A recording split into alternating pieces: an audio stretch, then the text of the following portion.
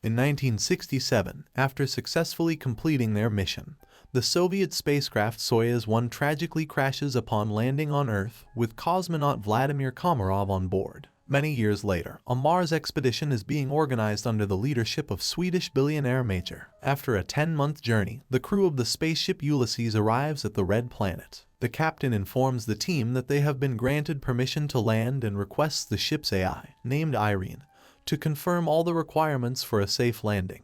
It's at this moment that Major discloses that he dedicated 4 years to prepare for this mission, investing nearly all his fortune in it. However, they learn that the American company Zillion landed on Mars 2 weeks earlier. The problem is that Earth has received no communication from the American crew except for one video in which they ask others not to come to Mars. This situation sparks a disagreement among the crew members. With only 30 minutes left until landing, AI Irene begins preparations, but there's an unexpected problem. The ship doesn't detach from the carrier system, putting the whole crew in danger. The only solution is to separate manually. The commander goes into space and struggles to free the attachments. However, at that moment, the shuttle enters Mars's atmosphere, throwing the captain into open space. The shuttle almost crashes onto Mars due to a system error causing a power outage. Now, they must rely on manual landing. AI Irene goes to sleep mode, and the astronauts still manage to land on Mars. They succeeded, but their fuel is used up, and Irene doesn't restart. Without the onboard computer and life support system, they have just 1 day to survive. Alessandra grieves for her deceased husband when she spots a figure in a spacesuit through the window. After checking the ship, it's clear that too much fuel was used during the landing, and the ship can't go back into orbit. They have to wait for the solar panels to power the generators, but there's a storm on the surface, and it will take 2 days, time they don't have. Simon brings up the American ship Zeta 1, which arrived 2 weeks before them. It probably crashed, but there might be some batteries left. The rover goes on a journey while the others on the ship try to restart the system. Engineer Basil remembers that the AI has an energy-saving function. He tries to restart it, but Irene doesn't respond. Meanwhile, the rover finds the wreckage of the American spacecraft and one solar panel that still works, but there's no sign of the American crew. The astronauts head back but see an unconscious person in a spacesuit. Even though their ship is running low on oxygen, Jana insists on bringing the person. Nearby they find the black box from the American spacecraft. The team arrives at the ship, but Jan refuses to let them inside, stating that 4 survivors are better than 8 corpses, so he won't open the doors. Alessandra tries to persuade the man, when the discovered astronaut wakes up, and at that moment, AI Irene activates and opens the doors. Upon examination, the found astronaut knows nothing about the American crew, as he is Vladimir Komarov, a Soviet cosmonaut born in 1927 in Moscow, carrying out the orders of the USSR government. He doesn't know how he ended up here but is not willing to reveal any secrets. Komarov confidently answers questions that are consistent with his time, raising the suspicion that he may have post-traumatic stress disorder. The astronauts send a message to Earth and receive a response from the American corporation, Zillion, stating that there were no Russians in their mission. Tries to make sense of the situation. How could Komarov, who died in 1967, end up on Mars after all these years? Is he a time traveler or an extraterrestrial? The psychologist is tasked with questioning Komarov first, and he confesses that he is hungry. Jana goes to get food while the others try to understand what has actually happened. Basil suggests the idea that Komarov was waiting for them. Meanwhile, Vladimir is eating the food brought by Jana, when the woman confesses that he died 50 years ago and his family buried him long ago. Komarov takes this news rather calmly. In the meantime, the state of the ship, although it has reached stability, remains unreliable because the engines do not work and there is no fuel. So, leaving is impossible. The crew continues to keep an eye on Komarov, but he behaves calmly until he suddenly disappears. Simon searches the ship, but it yields no results. That's when the people discover that his spacesuit is missing. A part of the crew follows the heat trail tracked by Irene. The group, led by Simon, leaves the rover and continues on foot when Alessandra reports that Komarov's DNA analysis showed the presence of a third strand. He is not human, and then they catch up with Komarov, who leads them to an unfamiliar structure with a small stone pyramid on it and tells Jana that Mars has been waiting for them for a very long time. At the same time, Goldstein, the founder of the Zillion Corporation, whose ship was the first to arrive on Mars, is informed about the discovery of a person on the Red Planet who couldn't have gotten there naturally, suggesting that he was created on site. However, only AI could survive for such a long time on a hostile planet for humans. This implies the need for further study. Meanwhile, Komarov cannot explain how he opened the door and found himself in the location where they discovered him. AI, Irene conducts an analysis of the structure and determines that it is identical to Earth structures from ancient civilizations. It means that someone was inspired by human civilization, or humans borrowed these elements from extraterrestrials. The ship's crew increasingly ponders whether they will be able to return home when they notice the landing of Goldstein's second ship. Soon, the captain of the ship, Gemma, establishes contact and promises to help them return to Earth. Jana brings Komarov a uniform so that he does not stand out when the visitors arrive, and he requests that they trust him. Shortly, two armed military personnel, Edward and Adam, arrive on their ship and behave rather aggressively. Edward demands that they hand over the black box from the Zeta-1 ship and, not hearing agreement, orders his partner to search the ship. Mayer hands over the found black box, and they depart. Meanwhile, chemist Eva reports that the stone found on Mars consists of an alloy that does not exist on Earth. However, it is known from ancient sources and was once called orichalcum, the metal of Atlantis. In addition to copper, zinc, nickel, and iron,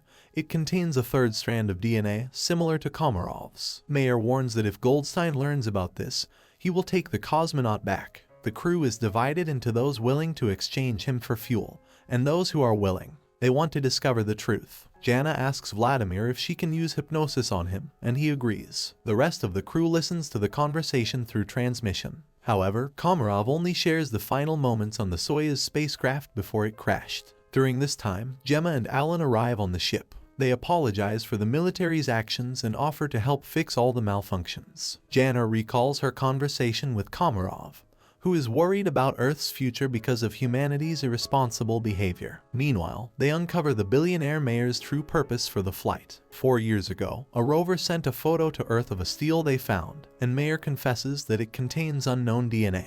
Gemma explains it's an information storage system that can be rewritten. When they hear this, AI Irene activates and deciphers the message on the stone. It's a series of numbers. At this time, the hesitant Jan leads a mutiny. He doesn't trust Mayer, who warned them about Zillion, but now the Americans have come to their aid and their leader, as it turns out, concealed the true purpose of the flight. He is ready to switch sides to Goldstein, who is willing to do whatever it takes to combat his terminal illness. Later, Engineer Basil informs Mayer that Komarov is the same kind of program as the stone they found. But the most crucial revelation is that Komarov is the same kind of program as the stone they found. But the most crucial revelation is that Komarov is the same kind of program as the stone they found. But the most crucial revelation is that Komarov is that he deciphered a copy of the black box from Zeta-1, which shows that the oxygen on the ship was cut off at the moment when one of the Americans struck Komarov. This means he was there. He also activated AI Irene when he boarded their ship.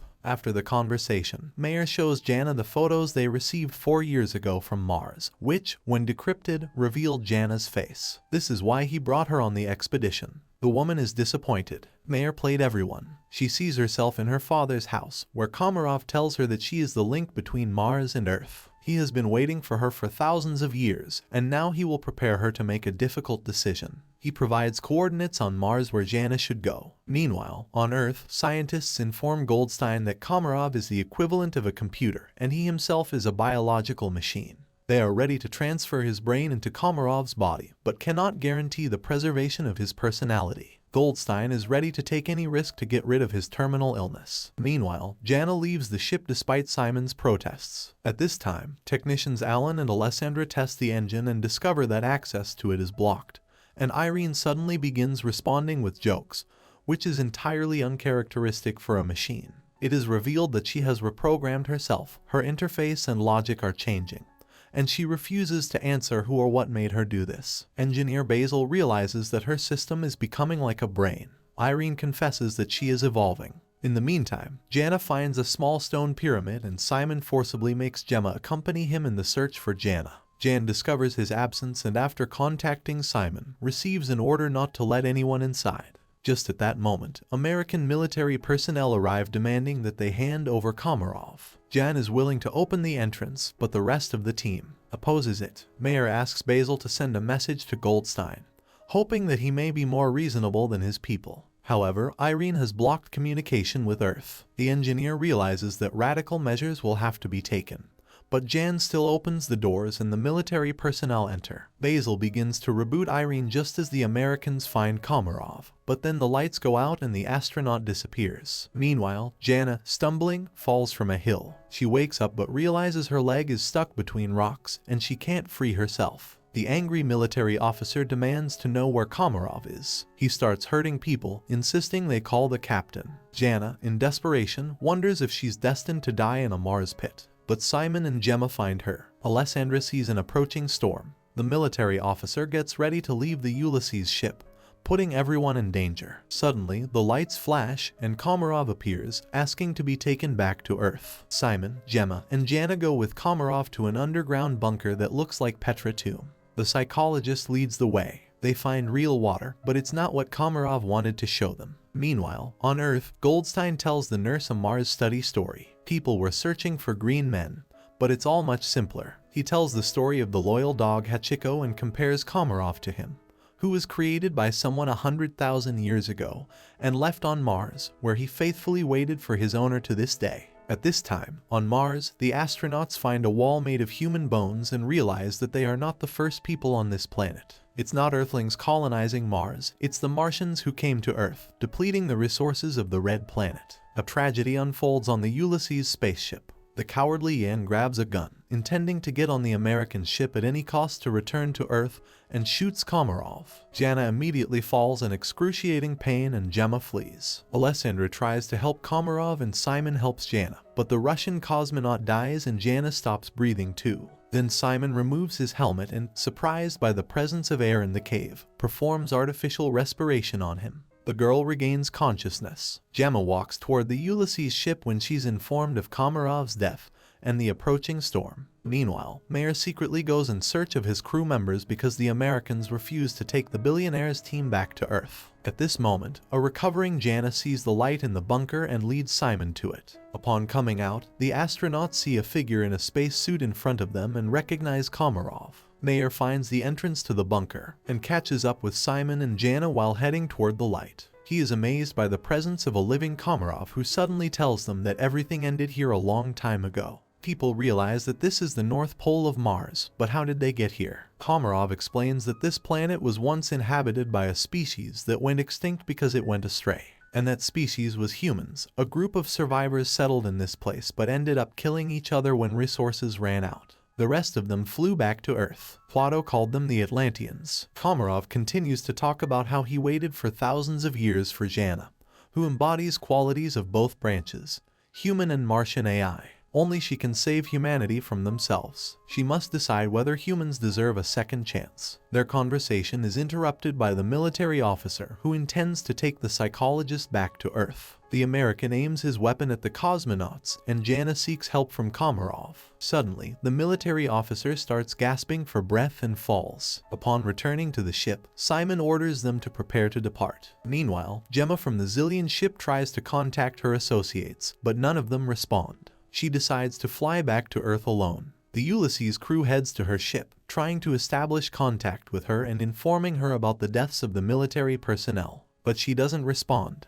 Mayer then starts speaking, remembering their past, admitting he's just as willing to betray his team to secure his place in history, much like Goldstein. She, however, can't live with the guilt of ruining people. Suddenly, Gemma's voice calls out, urging them to hurry. Gemma has decided to bring the Ulysses crew back to Earth and has blocked Zeta 2's control panel before liftoff. The people on the ship prepare for what might be their end. Jana asks Mars for guidance. All she's seen and heard on the Red Planet rushes through her mind, and she manages to unblock the control panel with sheer willpower. Then, an armed military officer appears in front of the ship, ready to damage the engines with his weapon. Simon is about to confront him, but Jana beats him to it. She points her weapon at the American and tells him that Mars will be the one to end him. The military officer falls. The countdown for liftoff begins, and Jana realizes there's no time to turn back. She bids farewell to the crew, confessing her love for Simon. The ship takes off. Mayer notices that it's suddenly dark at Mars's North Pole, indicating they've traveled to the distant past when Mars was suitable for life. At the same time, Goldstein learns of the ship's return and is furious, vowing to go to Mars himself. This is where the first season ends.